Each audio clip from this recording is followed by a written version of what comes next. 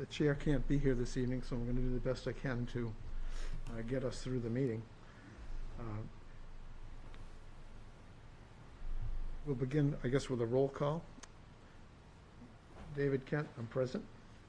Stephanie Halter, present. Butch Cushing, present. Pete Julia, present. Thank you. The Pledge of Allegiance to the flag. I pledge allegiance To the flag of the United States of America and to the republic for which it stands, one nation, under God, indivisible, with liberty and justice for all.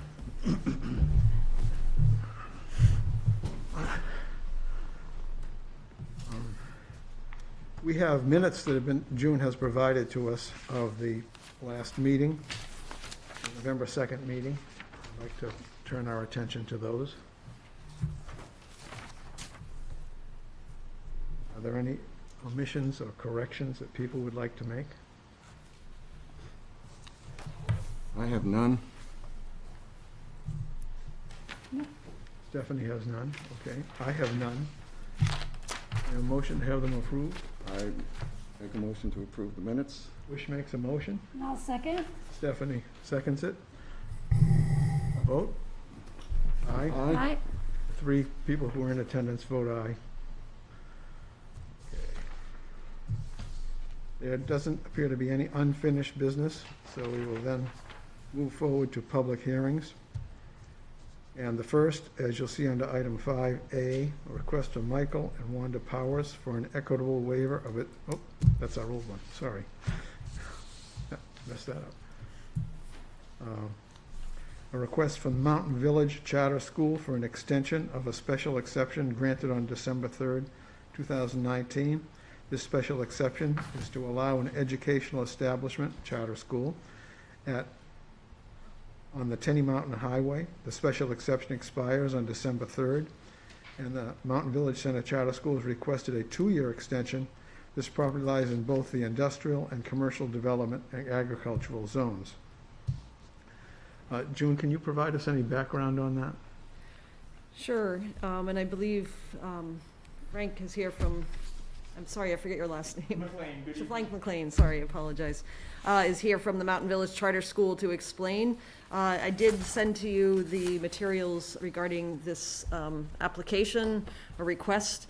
So the charter school had written to the zoning board a few weeks ago. We received a letter on November 1st, which was just within the timeline that they had for a request from an extension of the special exception that was originally granted on December 3rd in 2019. And the special exception was to allow an educational establishment at a property that they own on Tenny Mountain Highway. So that special exception was granted in 2019. The zoning ordinance states that those, and it was in the notice of decision that it was good for 2 years, which would bring it to December of 2021. So it expired on December 3rd, but they got their request in before that. So, and we had previously talked about it at another meeting, last meeting, I believe, but we did not have the application fees and notice fees and a butter list, so they got that in. I noticed the hearing for this, because you do need to have a public hearing about this request.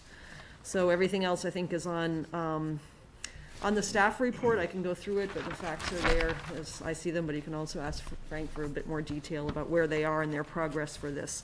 The only thing I would add is that they also had gone to the planning board in April of 2020 and were granted site plan review approval with some conditions.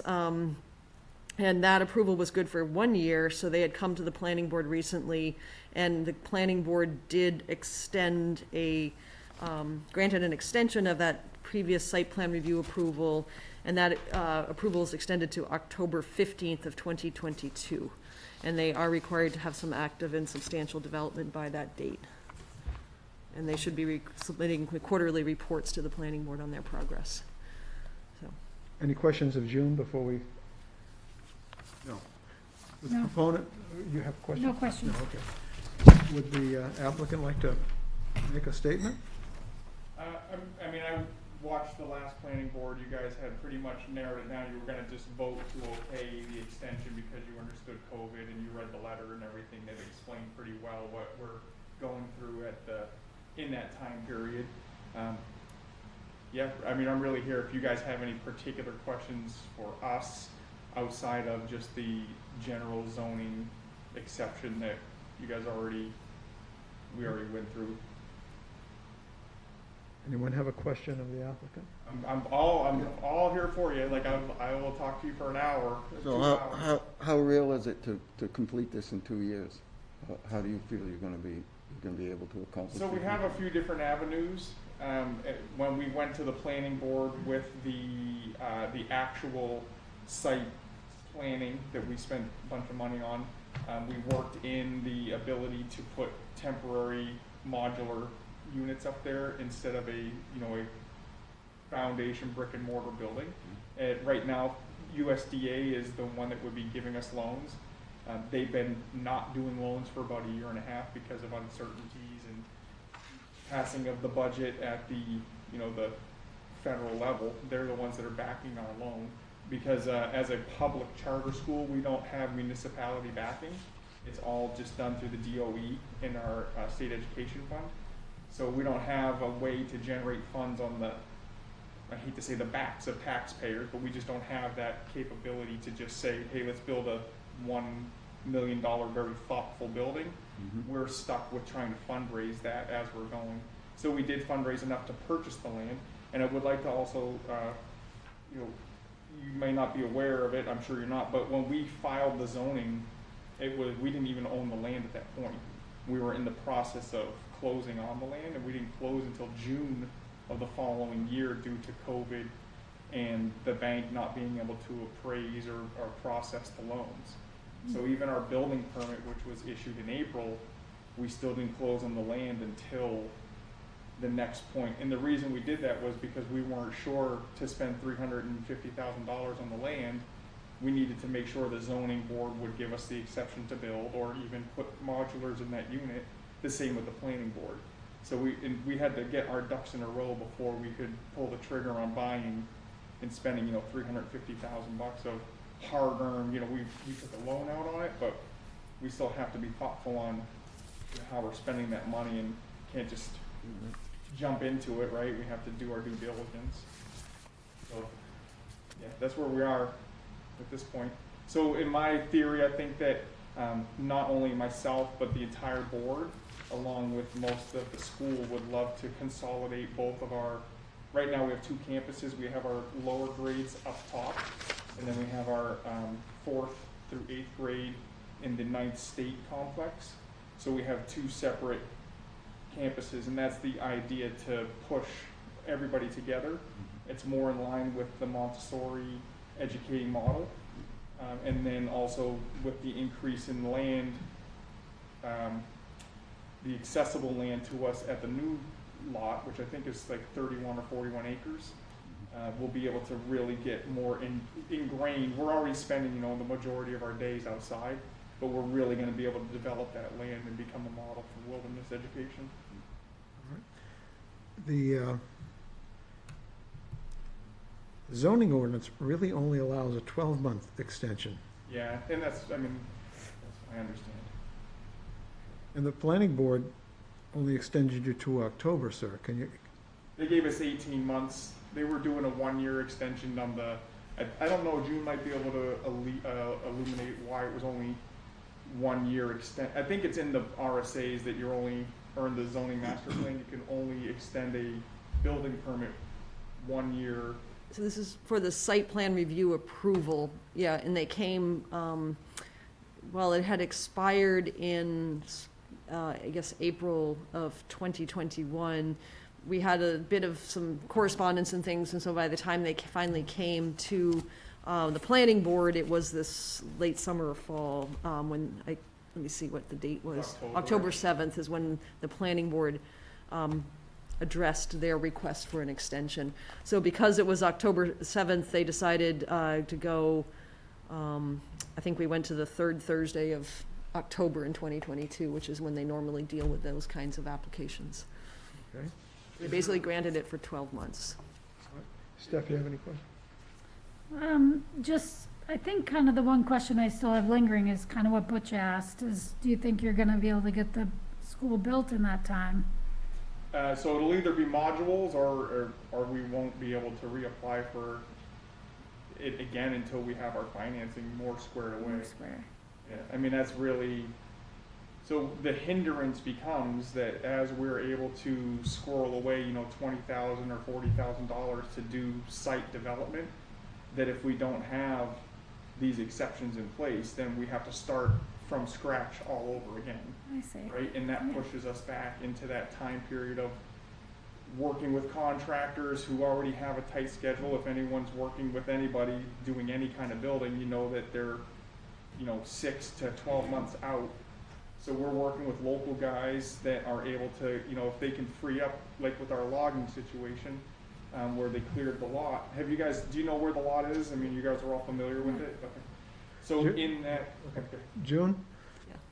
What is required to occur within the 12 months for this thing to be fully granted? That's really for you to decide, you know, from this element of it. The planning board did just state active and substantial development is required within that time period, so, and that they need to have quarterly reports. So those are due in January, April, and October, excuse me, July and October, so. Okay.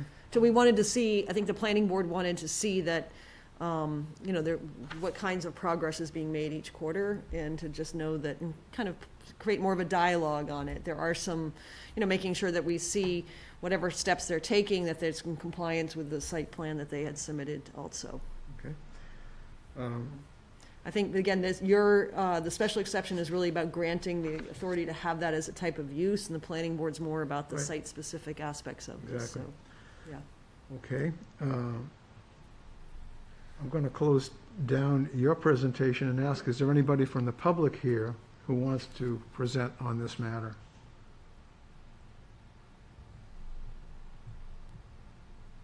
No?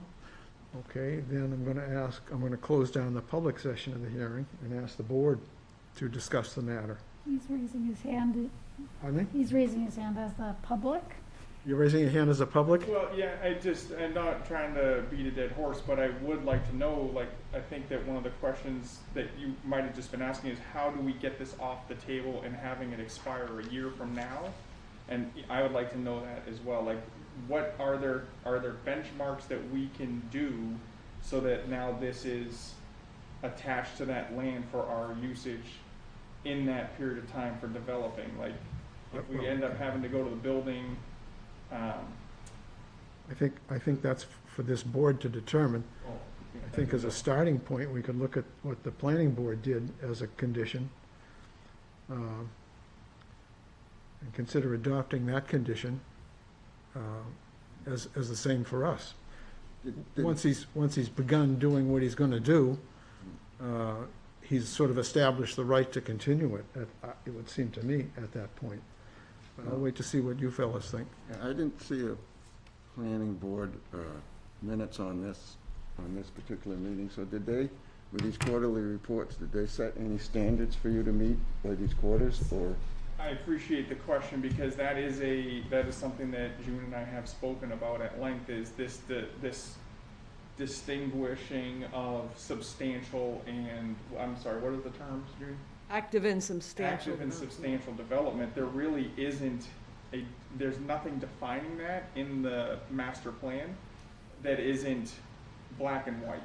There are small snippets that we've kind of taken as this is considered, but I absolutely, I like the idea of benchmarks. Like, so if the benchmark is that we've got all of the driveways and parking in, and that would meet the need for substantial development, it's much easier for us to budget out for that and the well and electric, like, on site than it is to say you need to have a $1.2 million building completed in 1 year. You know what I'm saying? Like, and that's the part of having to come back time and time again that we're really trying to avoid.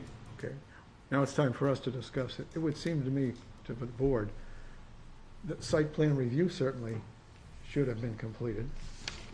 It has not been completed, is that correct? No, it has been. Again, the board granted conditional approval in April of 2020, and then extended that this past October till October 15th, 2022.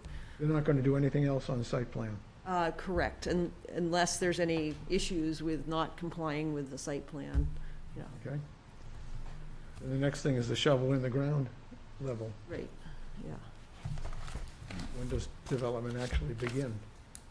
Yeah, I would, as I said, for myself, I would simply adopt the same standard that the planning board did. Once substantial commitment to the property goes and development begins, that should vest the right to continue this thing and finish it out. That doesn't mean it has to be finished in that, from my point of view, in that time. Yeah, that's been my I No, don't know the- no, yeah. no. You gotta stop.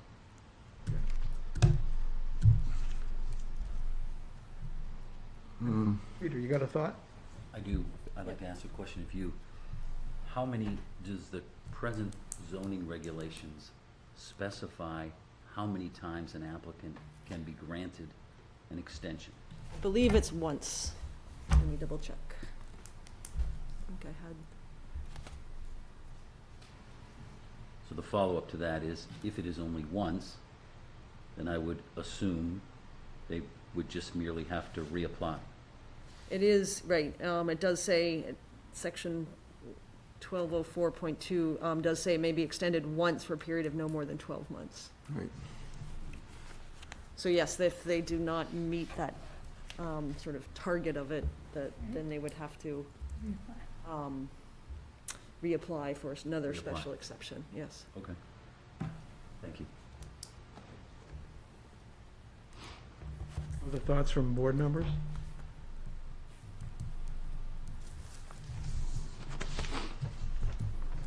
Anyone want to venture a motion? Well, let's do some fact-finding first. yeah. Uh, The planning board has granted them an extension. The planning board has. Planning board's granted, are you ready for these, June? Okay. Hold on a second. Yeah. Planning board granted an extension that runs through October 15th, 2022.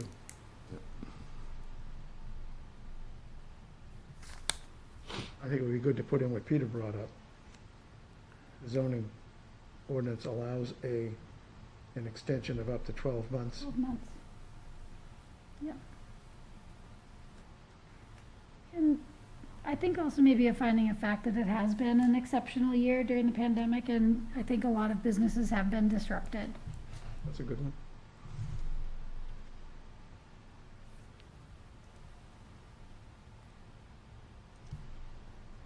Others? Through no fault of the Through no fault of them. applicant. Yes.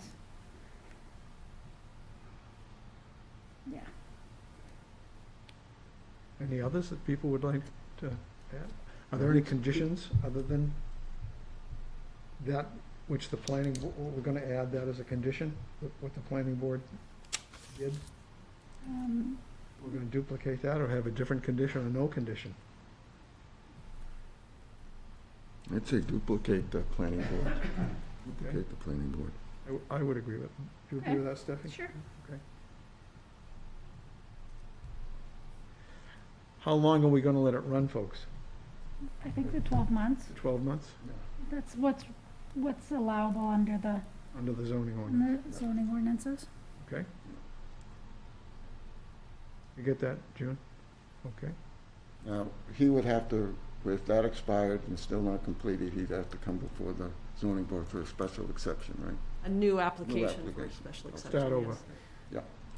And, you know, I think the reason for that is because the ordinances can change, regulations can change, conditions can change, that kind of thing. So, you know, in the landscape, the neighbors might change, that kind of Right. thing, so. All right, I'm gonna end the discussion stage. Is there anyone that wants to make a motion? Oh, Sure. I can make a motion to grant the Mountain Village Charter School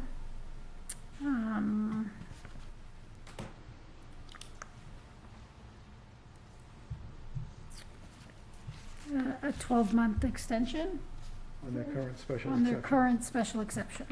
All right. I second it. Second on that motion. All in favor of that motion? Aye. Aye. Aye, it's unanimous.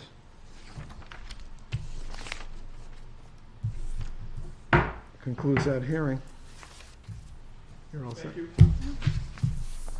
Good luck. All right, thanks. If you guys ever want a tour, or let me know. Thank you. Now we're ready to move on to our second activity. It's items B and C, which are very similar on our agenda. Item B is an appeal of an administrative decision from George Kirk. The appeals are related to violations of the zoning ordinance of properties 491 Tenny Mountain Highway and 495 Tenny Mountain Highway. That's item B. Item C we'll deal with after we deal with item B. Okay. I might add, before we get started, that this is a hearing that's open to the public, but it's not a hearing in which the public will participate. Okay. This is a hearing where the board will discuss what we do next with this matter.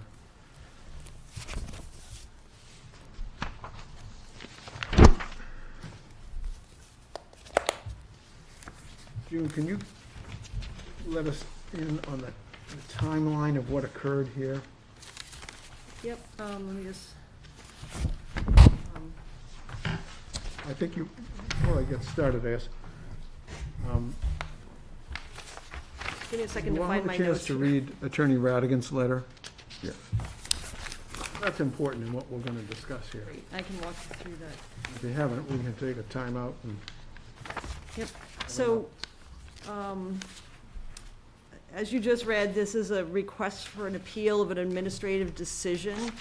And the situation on this is that we received two applications. The first one that we're talking about is for two properties, but there were three letters sent to the owner about the three different properties. So they, in the appeal, they combined an appeal for two neighboring properties, but I want to make it clear that there are two distinct properties at 491 Tenny Mountain Highway, property identification number 212-021, and 495 Tenny Mountain Highway 212-022, all right?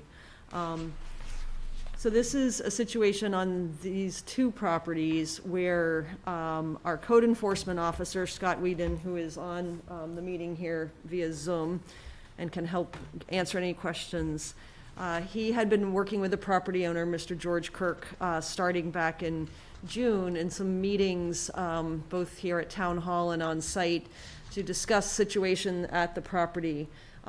Over the course of weeks and months, the code enforcement officer, had numerous meetings to try to address the situation.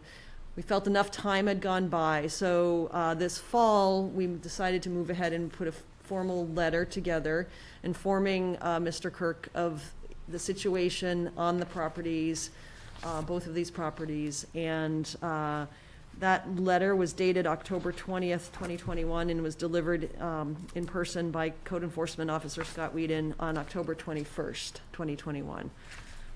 In that letter, it was noted, it stated that if there was any disagreement with the what was outlined in that letter, and the interpretation of the letter outlined some violations on the property, violations of the zoning ordinance. Basically, in the letter said that if there was any disagreement with that interpretation, that they had the right to file an administrative appeal to the Zoning Board of Adjustment. And that appeal had to be filed within 30 days of the notice, and they directed the owner to the applicant, or the property owner, Mr. Kirk, to go find the application form on the town hall website, which they did. Want to point out that the zoning board rules of procedures, this board's rules of procedure state that appeals from an administrative decision taken under RSA 676-5 shall be filed within 30 days of that decision. So the letter was delivered October 21st, and we received the appeal application form on November 23rd. So if we count out the number of days, and the letter was dated October 20th, but if we look at the dates, even if using the October 21st date, when it was delivered, that would have put 30 days on Saturday, November 20th, and we didn't receive it until 3 days later on November 23rd. So it would have been reasonable for us to maybe accept it on Monday, the 22nd, but we didn't get it till Tuesday, the 23rd. So it's past that 30-day window. So therefore, the administrative appeals were not filed in a timely manner. I did write to Mr. Kirk after I reviewed the applications that we received. I wrote Mr. Kirk a letter on November 29th. You have a copy of that. In that letter, I explained that the application was also incomplete because they lacked required signatures. There were no application fees included. Public notice fees were not included, and abutter information, which is required as part of the application, was also not included. We need to have that information to notice any kind of public hearing. RSA 676-7 states that the board's, that the cost of notice, whether mailed, posted, or published, shall be paid in advance by the applicant, and failure to pay such costs shall constitute valid grounds for the board to terminate further consideration and to deny the appeal without hearing. So really, the question before this board tonight is, does this board have jurisdiction over these appeals? And I believe that what I've just outlined for you, you want to point out again that the appeals were not filed within that 30-day time window. And so therefore that influences your jurisdiction over this. And then second, that the applications were actually incomplete based on the fact that we did not receive any the proper signatures, all the information required, and no fees were collected and have not been delivered to us at any time. We've got the code enforcement officer on Zoom. I'm kind of sitting in an awkward spot. I want to be careful before we start talking with the code enforcement officer. We are not here tonight to determine the merits of whether the judgments that he made, whether those were correct judgments or not. Is that not accurate, John? Correct. So the other piece to this is that, I double-checked and everything on this board's rules of procedures, which I did just outline about the 30 days, and that we do request in that rules of procedure that the fees are also required. And also under, the timeline that we have to notice a public hearing is 45 days from receipt of a appeal application, so we are still within that. We haven't, but tonight we do need to have a determination if we want to proceed ahead with that public hearing, even though we don't have the fees, or if you really even have jurisdiction over this and this matter's closed, if that's the case, based on the facts. One of the things we need to hear from him is some sort of testimony about when he actually took the letter and delivered it. You can ask him to verify when if that October 21st deadline date I outlined is correct. Can you do that, sir? I did. I did deliver it on October 21st in hand to Mr. Kirk at 2 o'clock in the afternoon.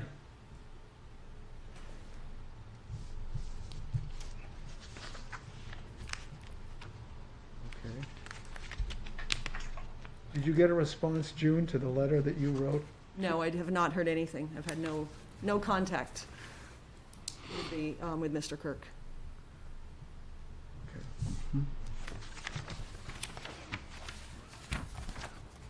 I would add that on the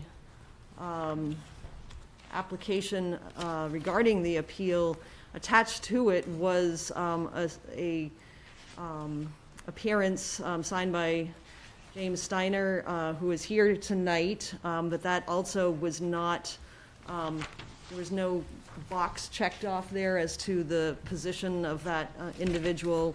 Furthermore, on our application form, we do have a place asking the property owner to basically certify that, they're authorizing somebody else to be their representative, and that was not signed on page, it's in your packet, exhibit number 1, it's on page 3, actually. That signature is missing. We received that application November 23rd here in Town Hall at 10:40 a.m.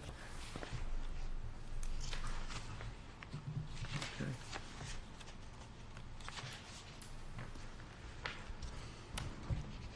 Does any board member have a procedural question which June might be able to help us with?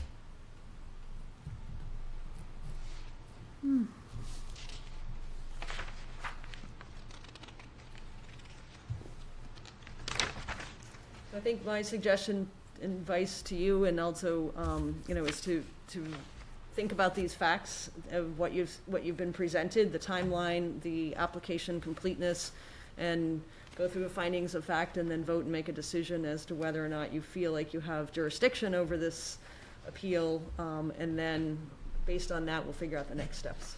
Would it be fair, June, to say we still don't have a completed application? Correct, in my opinion, yes.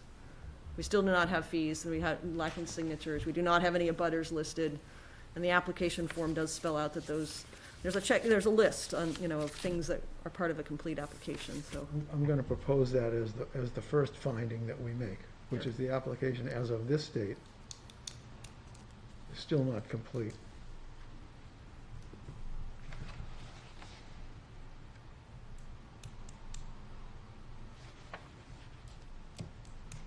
And it ought to have been completed, even being generous, on the 22nd of November. It would have been the 30th day, yes. Well, the 20th was the deadline, but you got the weekend, Saturday, Sunday. So Monday would have been the 22nd. Great. Ought to have been completed by that date. I think that would be a second finding of fact that we want to talk about. That the violation was sent out, was given to him in hand, by our code enforcement officer on the 21st of October at 2 p.m. That's important. That's important. Yes.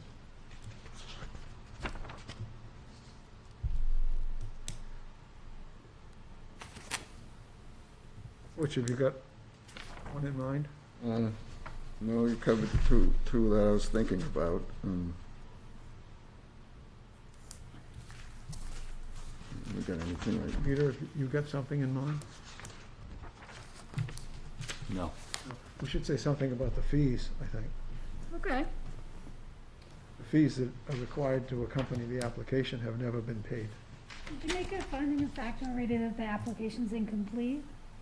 So maybe we could just state below that where the application is incomplete. Yeah, why it's incomplete, the signatures, the fees. Yeah, could you list those reasons, June? Let's talk about those specific reasons. One of the facts was, the application is not complete, so what you're suggesting is adding to that because, Signatures are missing? yeah, what I said in my letter. It's the authorized, the first one was the Required authorized signature signatures, yeah, for the attorney, the fees, and the fees were unpaid, and the abutter information was and the missing. butter information is missing.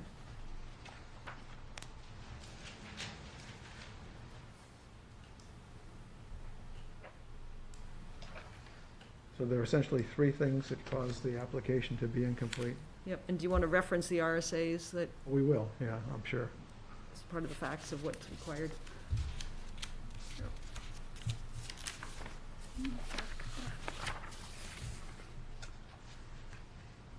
If you folks want to look at the town attorney's letter to us on the matter, the second page seems pretty germane to what we're dealing with. That's true.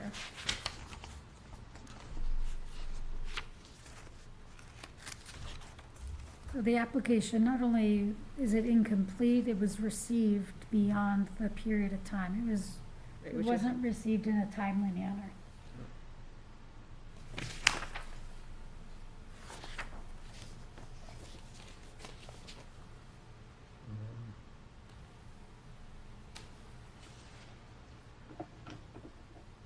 And what's the RSA that states that, June, that says that,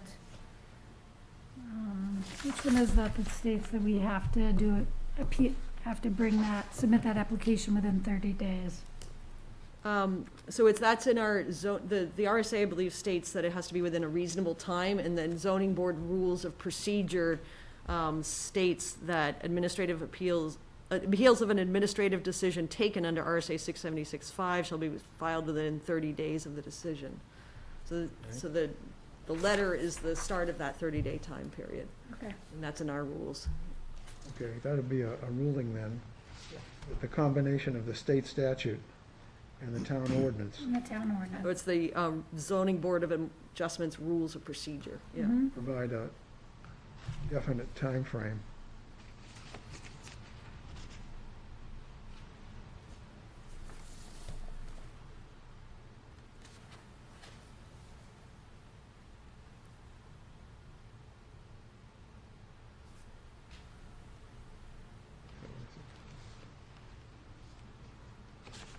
So I think the issue that we have to decide is, do we have jurisdiction over this matter, or did that expire with the incomplete application? I think that's a question that we have ultimately to answer.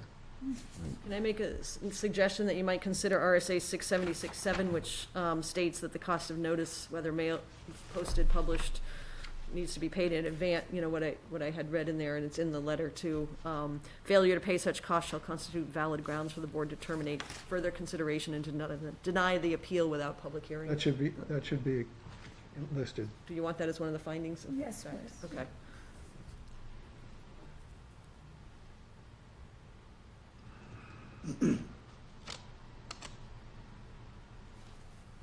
Is it the board's responsibility to enumerate with clarity each of these findings, or would it be acceptable to reference the attorney's letter, which aptly does that? The attorney's letter a public document? The attorney's letter is at this A point, private document at this point. is a attorney-client privilege document. Oh, I see, So for our benefit. it's up to you if you decide you would want to release that into the record. So we don't just adopt that and put it in the record, but you could decide if you wanted to release that. I would suggest, this is for our discussion, that the second page of his letter be addended to whatever we decide. Basically what I just outlined too, you know, so. I would definitely agree with that, yes. It provides significant clarity Mm-hmm. with definitive reference to both the town's zoning ordinance and rules of procedure, as well as state statute. I think with immense clarity.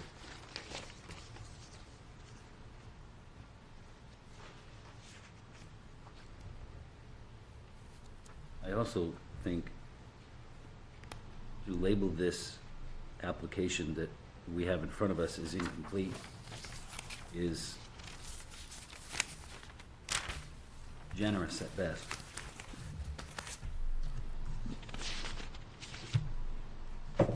For example, line item number 6, which requires the applicant to specify their professional representation as defined as surveyor, engineer, or attorney, firm in parentheses.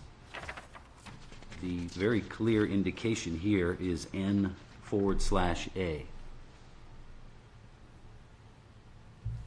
which I believe means not applicable. I think that's a good one to add relative to a missing link in that list of things which make the application incomplete.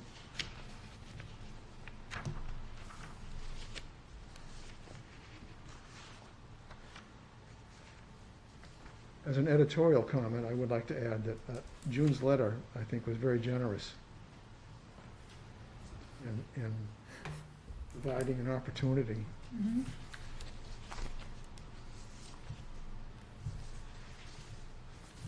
Wasn't taken up.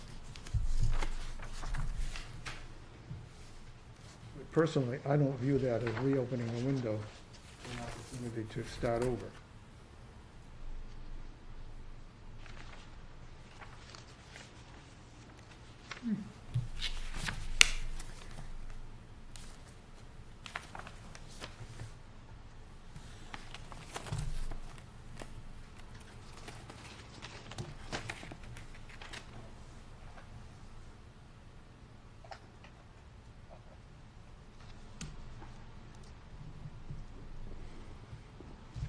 Which, can you conceive of or Peter, or, I think, of what we would have as a motion? It's really around whether we have jurisdiction to review the appeal. That's what the attorney is Suggest saying is an alternative that we have, is to simply say that this board lost jurisdiction when the application wasn't filed in a due timely to the manner. failures. I agree with that. I mean, there's no question. Okay? Does that June, seem, we want to frame a motion that says that the board lost jurisdiction based on the failures of the applicant to properly complete the application, or pay the fees, or complete the form itself for the for the above reasons. the fees weren't paid, the application isn't complete, and it wasn't filed within a timely manner? Mr. Kent, I know there's no public discussion, but would you hear from council? No? Okay. So you said the board lost jurisdiction. Can I ask you to reframe that to say that the board's determining that you have no We do not jurisdiction? have Yeah. jurisdiction. Has Never. no, Never had have yeah, does jurisdiction. not have, all right. Correct. Just trying to get this written down. Does not.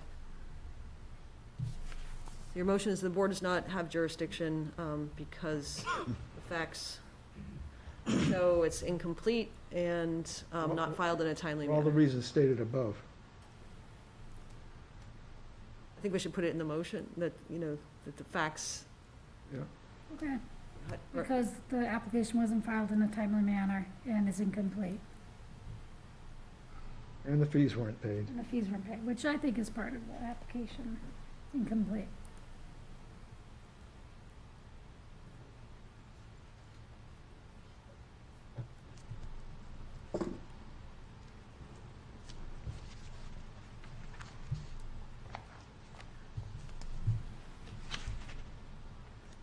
Okay. So want me to read this back? Sure, that'd be great. So who's making this? Are you making the I motions? can make Okay. this motion. Stephanie. So Stephanie's made a motion that the board does not have a jurisdiction because the facts show that the application was not filed in a timely manner and the application is not complete because the fees were not paid and other deficiencies, Missing information. missing information. I think the timeline alone is sufficient. Okay. So now you do a second? Second? Is there anything else that we need to include in the Yeah, June? right. In that motion, you think it's, I think that's good. Okay. I'm going to call for a vote. All those in favor of the motion as it's been presented, say aye. All those Aye. do it by hand vote. Oh. And we'll know. It was unanimously passed by those in attendance.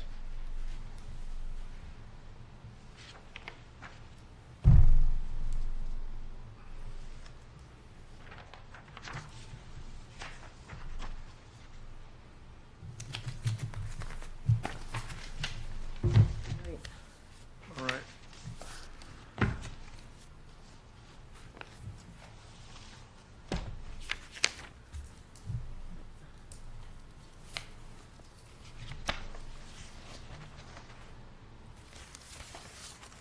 On to the next one.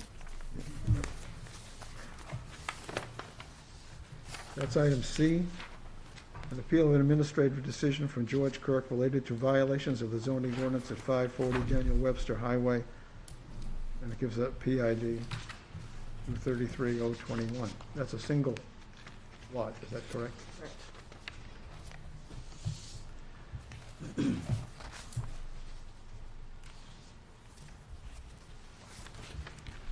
now, was this handed to George Kirk in the same manner on the same day by Scott? Is So, that established already? yes, so everything that I stated, I will restate again for this case. So, again,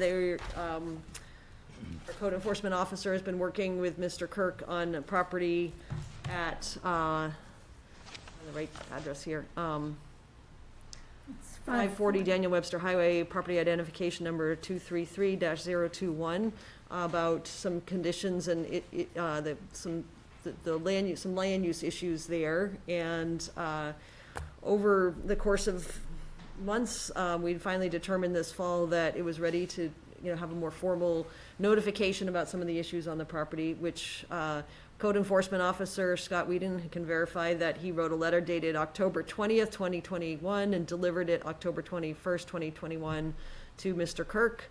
Again, the letter, we did 3 letters because there were 3 properties that were very similar to the other one, but in that letter, it was basically stating the outline of some of the issues on the property and stating that if there was any disagreement with that interpretation, that they had the right to appeal do an administrative appeal to the Plymouth Zoning Board of Adjustment, and that appeal had to be filed within 30 days on an application form available at Town Hall or on the town's website. Zoning Board Rules of Procedure state that appeals from an administrative decision taken under RSA 676-5 shall be filed within 30 days of the decision. Mr. Kirk's administrative appeal in this case was received by the town on Tuesday, November 23rd at 10:40 a.m. Again, the 30-day timeline would have been reasonable for us to expect it no later than November 22nd, given the weekend following the 30-day timeline fell on a Saturday. So if we went to the next Monday, it would have been November 22nd. We received it on the 23rd instead, so it was outside of, after that 30-day window. I wrote to Mr. Kirk on November 29th explaining that also the application, after I had reviewed it, that it was incomplete because it lacked required signatures, application fees, public notice fees, and abutter information, which were required as part of the application. RSA 676-7 addresses the board's exercise of its appeal power and the holding of public hearings. That states that cost of notices, whether mailed, posted, or published, shall be paid in advance by the applicant. Failure to pay such costs shall constitute valid grounds for the board to terminate further consideration and to deny the appeal without a public hearing. So these facts can, I think, be, you should be considering, again, just like you did in the other one, if you have jurisdiction over this appeal based on the timeliness of the appeal application being filed and the completeness of it. So the question again is whether you have jurisdiction over this. And then depending on the outcome of that, we'll determine the next steps. Let's ask Scott again, if we can, when you delivered this letter and how you delivered it? Yes, I delivered it in hand to Mr. Kirk on October 21st at 2 o'clock with the 2 letters that accompanied 491 Tenny Mountain Highway, 495 Tenny Mountain Highway, and this letter at 540 Daniel Webster Highway were all hand delivered to Mr. Kirk. Thank you.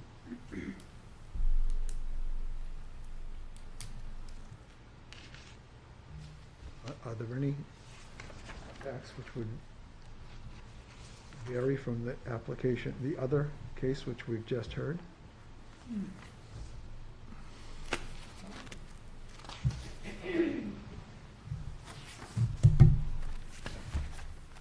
haven't seen any different facts. Would you like me to read through the facts? Is this fundamentally the same problem? Yes. Okay. Would you read through what we found in the other one? And then you can decide if they're pertinent. Is that just to help guide you through this? Okay. So the facts that you had previously discussed on another application here, that the application as of this date is still not complete. We have never received the required fees. It's missing signatures, and abutter information is missing. The application received on November 23rd. The letter was actually delivered on October 20th, I believe it was at 2 p.m., did he say? October 21st, I think. October 20th, excuse me, 2021. October 20th was when the letter was hand-delivered, October 21st. I think it's the 21st. Yep. Sorry, I'm writing so Nodding his fast. head. October 21st, I apologize, at 2 p.m. The application, therefore, was not received to the town hall in a timely manner. It was outside of that 30-day window.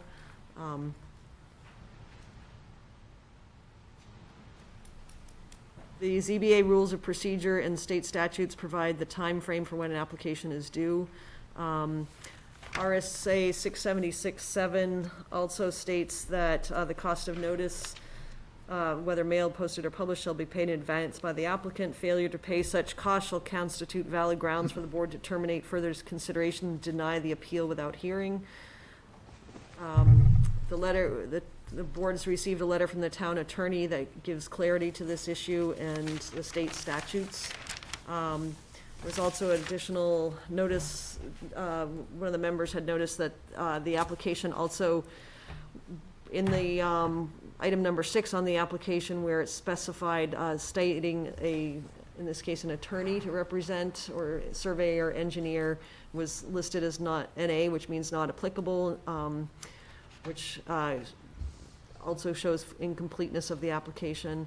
And I had written a letter on November 23rd outlining the situation. It was still not corrected, so there was opportunity given to kind of at least be notified about the completeness aspects of it.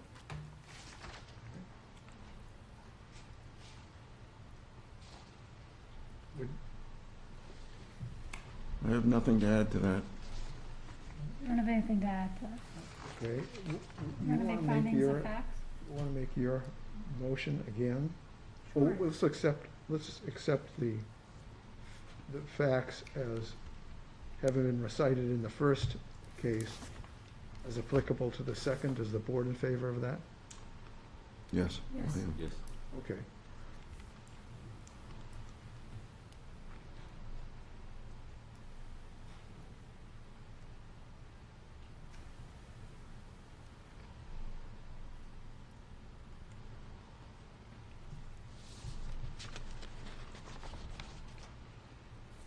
And your motion would then be? Sure. The motion would then be that, I'll move to, June, you want to repeat her motion? yeah, so we don't have Okay. jurisdiction, right? So that the zoning board does not have jurisdiction because the facts show the application was not filed in a timely manner, and the application is not complete because the fees were not paid and there was missing information. Okay. So I'll motion, Is there a second to that motion? Second. Okay, Stephanie made a motion and Butch seconded it. Any discussion on the motion? Those in favor of the motion as presented? It's unanimous among the members. Who seconded the motion? I'm sorry, I was looking, Butch, okay, thank you.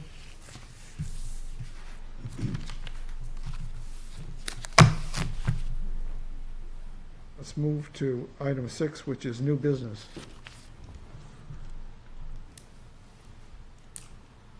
I have no new business for you, except the 2022 calendar, which I forgot to print out to give you if you wanted, I can, but I emailed it around, so, and there was a lot of attachments there, so I guess if you want a copy, let me know, I can. What's our next meeting date? January 4th, I believe it is, Okay. or maybe that might be planning board, hold on. January 4th. Do we have anything lined up for that yet? Not yet, I think the application deadline may have been today. So I doubt we'll have a meeting, but we'll certainly, try to let you know by the end of the week.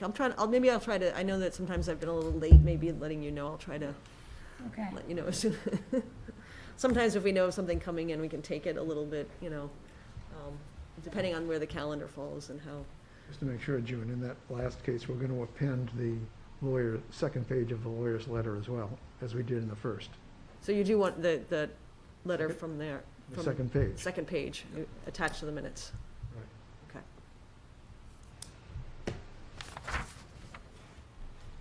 Okay. Okay. Make a We note. have no other business. Know where we're going to meet again. Okay, what would happen next, June, in this matter?